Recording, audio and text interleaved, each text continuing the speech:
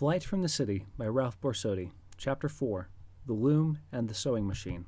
When I first became interested in the possibilities of home weaving, my father told me a story which I have told over and over again, because it illustrates most vividly the economic advantages of what I call domestic production. When he left his home in Hungary to come to this country, he was 25 years of age.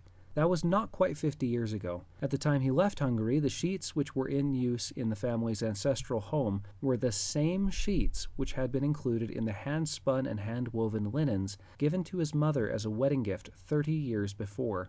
What is more, at the time he left home, they were still in perfect condition, and apparently good for a lifetime of further service.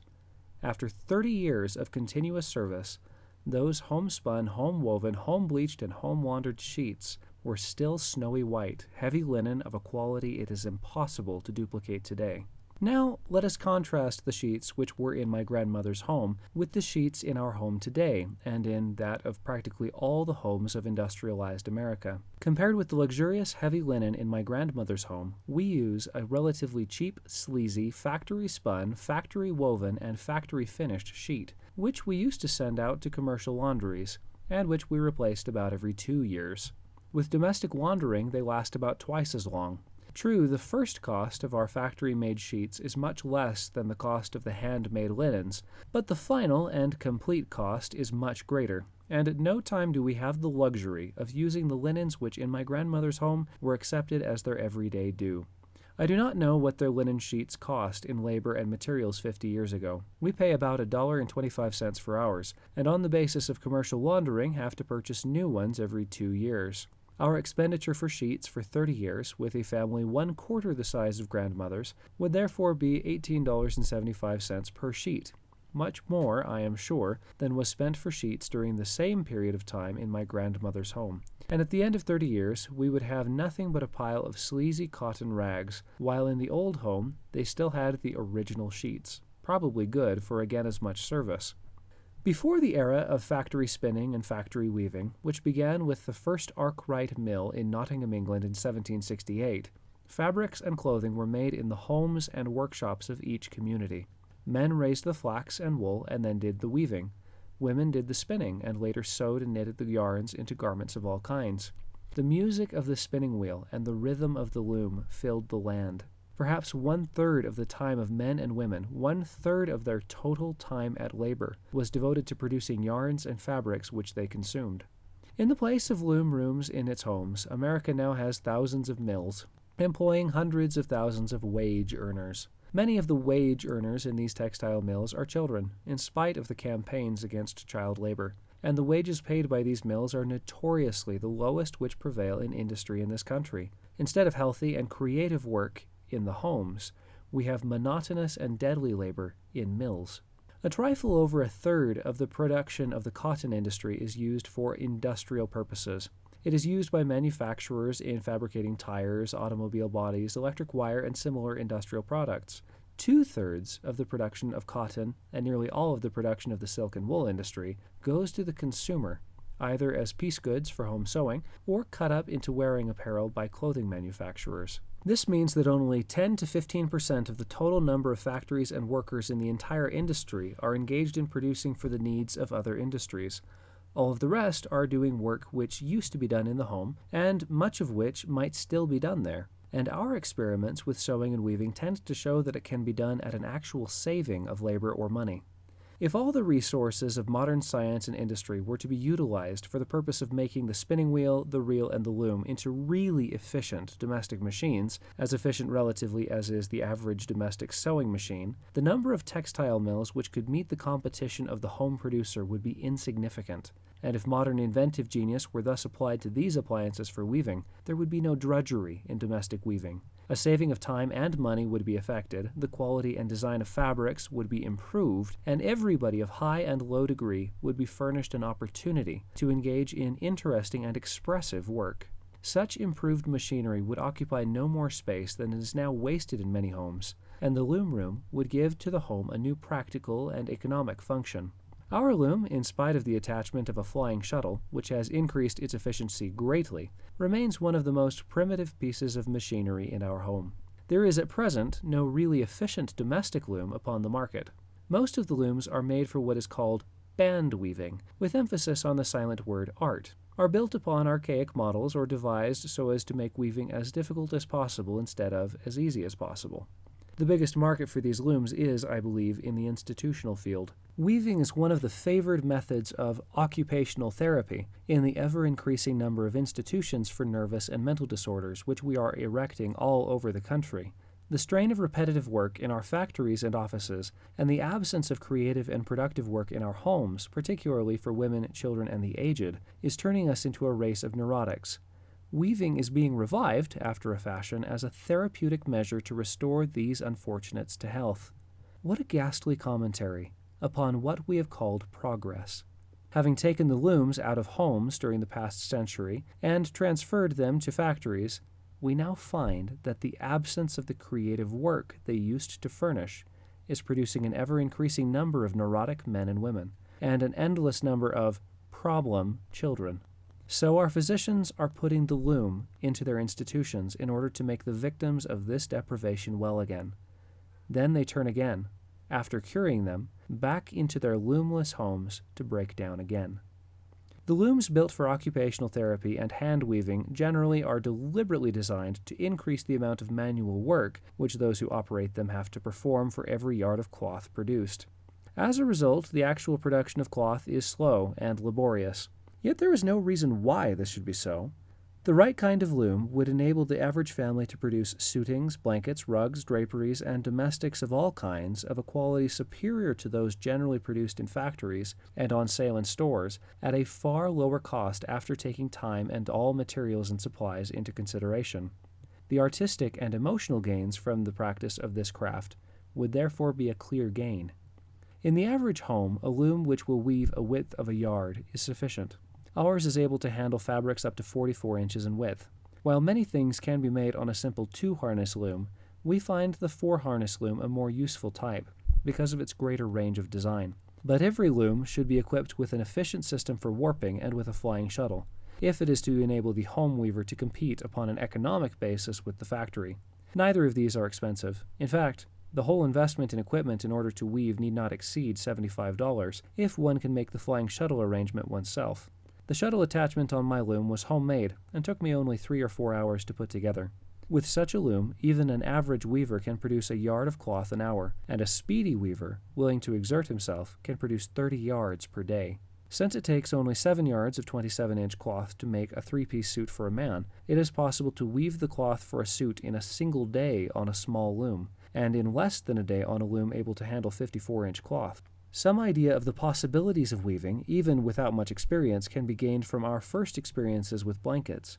One was woven by a friend of mine who had never had any experience at all, in a little less than 8 hours. A similar one was the first blanket woven by my son, a somewhat better piece of work, in less than 6 hours. A third was a somewhat more elaborate affair, on which 3 members of the family each did a turn, and so I have no record of the time it took to weave it. The yarn used in these blankets cost about $2.50 for each blanket, at a time when blankets of similar quality couldn't have been purchased for many times that sum. Even if the loom is only used occasionally, it will earn handsome dividends on the investment at this rate. Our experiments in the weaving of woolens for men's and women's clothing have demonstrated the practicability not only of cutting out of the budget most of the expenditures for ready-made garments, but even the expenditures for fabrics. The accompanying illustrations of garments made from fabrics woven in the Borsodi homestead suggest not only the great variety of garments for which it is possible to weave the fabrics, but the fact that they are, if anything, more attractive than those which are usually on sale in retail stores ready-made. The suit shown in the accompanying picture was made from yarn homespun in the Kentucky mountains. The cloth was woven and finished in our home. The suit was made up by a tailor operating a one-man shop near our place. The yarn cost $4.50, the tailoring $30. I had it appraised by various so-called experts at the time, and they valued it all the way from $60 to $90. One friend who could not qualify as an expert, but who had his suits made up by Fifth Avenue tailors, said that he had paid $125 for suits no better than this one. Incidentally, the suiting was the first which I ever wove. This matter of tailoring brings up one of the amusing follies of modern civilization to which we pay no attention, but for which we pay, nevertheless, over and over again.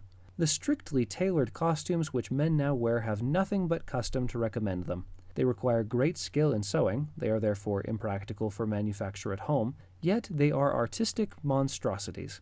They do nothing to set off the human form, they are not even utilitarian. Most of the hard work of the world is done by men who wear overalls, or cotton garments which are not tailored at all. While suits are practical enough for the work which men do in offices, they are much too hot for indoor use, especially in houses which are steam-heated. A foolish convention, however, makes us all wear them. If we, however, once again took the designing of our garments into our own hands, it is possible that something much more attractive and useful might develop. We might experiment with blouses, or even with costumes such as the Chinese wear. And apropos of blouses for men, it is an amusing commentary upon the industrialization of Russian life under the Soviets that the old Russian blouses, which could be made in any household, are now being replaced by the conventional costume of Western civilization, which has to be made in factories. With women's garments, the field for weaving and for the needlecrafts, even with prevailing styles, is much broader.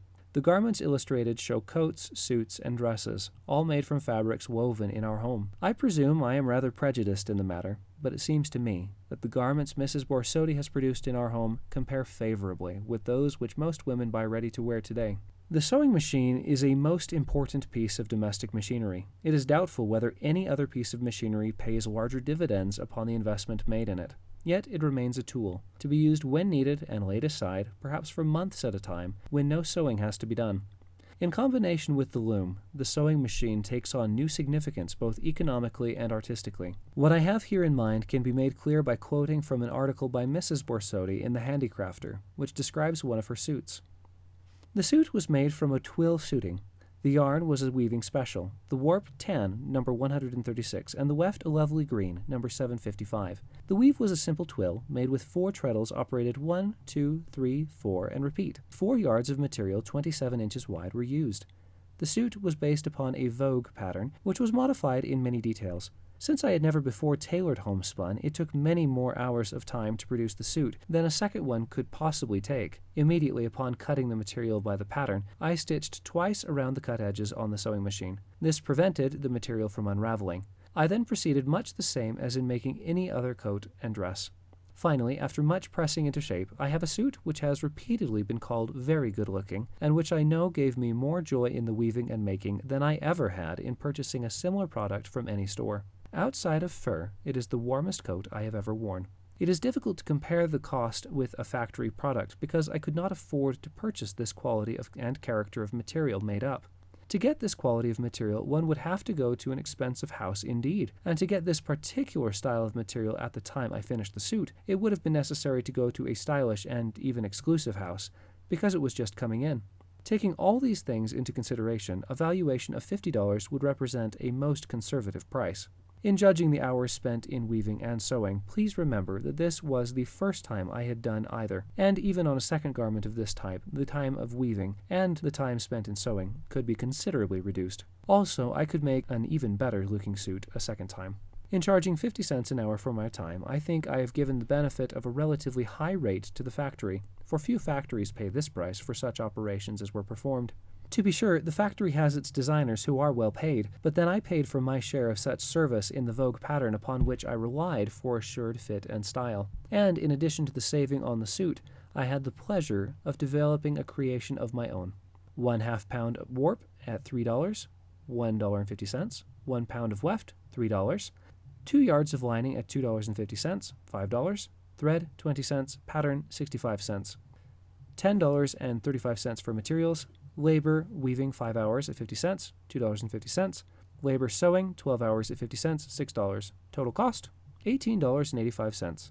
It should be borne in mind that the above costs refer to a period when prices were in general fully twice as high as they are today. Both the cost above, as well as the price of a garment with which to compare this suit, should therefore be understood as establishing relative savings rather than actual savings today. The record, however, can stand examination no matter from what standpoint it is viewed. It would show a nice dividend upon the investment in domestic machinery even after full allowance is made for the time spent in making the suit. It is significant that the 2 yards of silk lining purchased factory-made cost almost as much as all the rest of the fabric for both materials and weaving. What the sewing machine alone can do is shown from another record from Mrs. Borsodi's cost book. This covered an afternoon frock, appraised at the time it was made as worth $49.50. 3.5 yards of silk, $8.75. Pattern and findings, 90 cents. Sundries, 15 cents. Cost exclusive of labor, $9.80. Earned in 13 hours, a more skillful worker could have made the frock in less time, assuming a similar frock could have been purchased for $49.50, and that the time spent in shopping for the ready-made garment and the superior fit and individual style of the specially made dress is disregarded, $39.70. Value of afternoon frock, $49.50. Some of the value in this frock lay, I presume, in its style, something for which women pay a great deal if they are intent on keeping on with the latest developments in Paris. The sewing machine makes it possible to secure style without having to patronize the most expensive stores and to pay a premium for this service. The coat shown on page 55 was made on the same warp as the man's suit previously referred to, but with a heavier weft. It cost about $3.50 in yarn and about 24 hours for sewing and weaving. The fabric is a distinctive herringbone effect. It is exceedingly warm. It promises to wear almost indefinitely. The design and color express Mrs. Borsodi's personality. What more could be expected of any garment than that it should be attractive, useful, inexpensive, and that its production should furnish a creative outlet for the artistic abilities of its maker? To me, the part which our loom and sewing machine have played in creative living is, if anything, more important than the service they have rendered in making us less dependent upon earning money. End of chapter 4.